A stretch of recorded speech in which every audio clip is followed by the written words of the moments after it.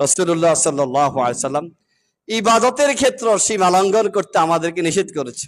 নামাজ ইবাদত নি, কথা বলে নামাজ পড়া ইবাদত নি, রোজা রাখা ইবাদত নি, দান সদকা করা ইবাদত নি। রাসূলুল্লাহ আমাদেরকে, কোরআন আমাদেরকে ইবাদতের ক্ষেত্রে সীমানা দিয়েছে। কোরআনে বলে ওয়ালা তাজআল ইয়াদাকা মাগলুলা ইলা উনুকিক ওয়ালা তাবসুতহা কুল্লাল বাসতি ফাতাকউদা মালুমান মাহসুরা। তুমি এভাবে একদম কৃপণ হইও না, যেমন কোন মানুষকে গলার সাথে যদি হাত বেঁধে দেয় পকেটে হাত ঢুকে দিতে পারে, কথা বলেন, পকেটে হাত ঢুকে দিতে পারে। তো কিছু মানুষ আছে জীবনও পকেটে হাত ঢুকে, মসজিদের বাক্সা যায় তার সামনে দিয়ে, কি হয় না, পকেটে হাত ঢুকে না। আল্লাহ বলেন খবরদার এমনও হইও না। আবার এমনও হাত প্রশস্ত করে খরচ করো না যে কিছুক্ষণ পরে একদম পকেট শূন্য, এখন বসে আছো তুমি নিজে এখন ফকির হয়ে গেছো। এভাবেও কি করো না, কথা বলেন, খরচ করো না। হযরত আমর ইবনে আস রাদিয়াল্লাহু, তিনি অসুস্থ হয়ে গেছেন। রাসূলুল্লাহ তাকে দেখতে আসছেন। আসার পরে তিনি ভাবলেন আমার যে অসুস্থ, মনে হয় আমি এই অসুস্থতাকে আর আমি আর উঠতে পারবো না, এখানেই যাব। অনেক সম্পদের মালিক একটা মেয়ে বললে ইয়া রাসূলুল্লাহ আমার যে মাল আছে আমি আমার মালের 2 ভাগ আল্লাহ রাস্তায় সাদকা করে দিব। রাসূল বলেন না, অনুমতি নাই। বলেন তাহলে অর্ধেক দিয়ে দিব আর অর্ধেক থাকবে। রাসূলুল্লাহ বলেন না, তার অনুমতি নাই।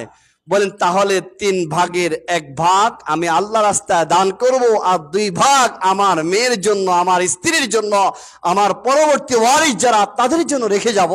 রাসূলুল্লাহ আসুলুসু কাবীর, হ্যাঁ অসুবিধা নাই, 3-এর 1 দান করতে পারো, এটা অনেক বড়, আল্লাহর পক্ষ থেকে তোমার এটা অনেক বড় দান।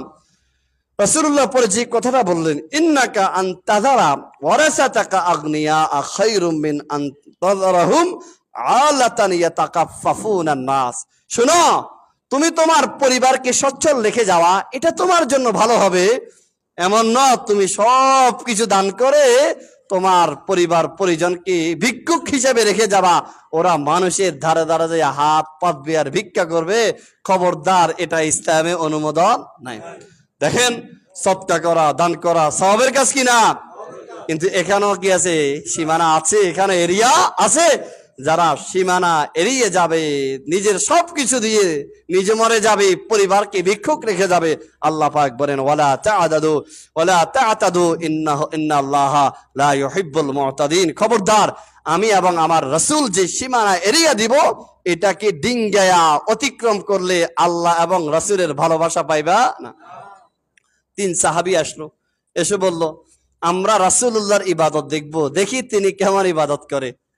রাসূলুল্লাহর ইবাদত দেখার পরে বলল তিনি তো নবী, নবীর মতো ইবাদত করে, আমরা তো উম্মত, নবীর মতো ইবাদত করতে পারবো? চলো সিদ্ধান্ত নেই। কি সিদ্ধান্ত? একজন বলল আমি সারা রাত নামাজ পড়বো, ঘুমাবো না।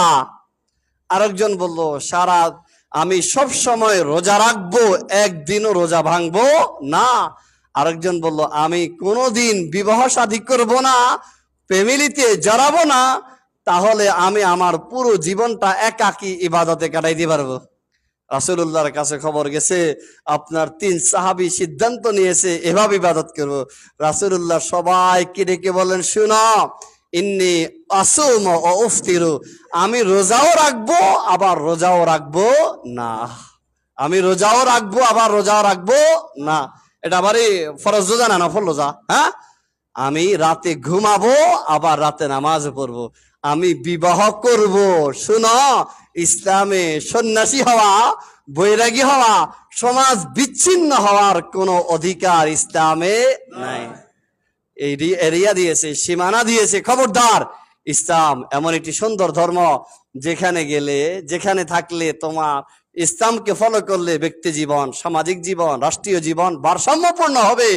অনেক হতাহত, অস্থিরতা, বিশৃঙ্খলা এগুলো তৈরি হবে না।